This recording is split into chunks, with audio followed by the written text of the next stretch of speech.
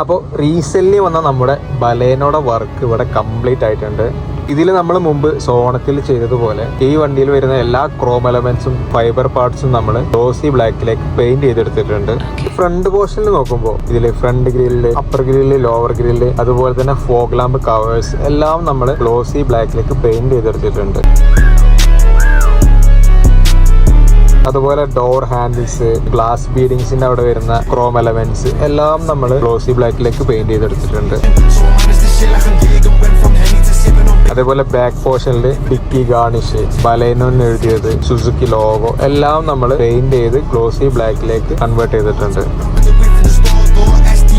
ഈ ഒരു വണ്ടിയിൽ ഇന്റീരിയറിൽ നമ്മൾ ഫ്ലോർ മാറ്റ് ആഡ് ചെയ്തിട്ടുണ്ട്. MLF ഫ്ലോർ മാറ്റ് ആണ് ആഡ് ചെയ്തിട്ടുള്ളത്.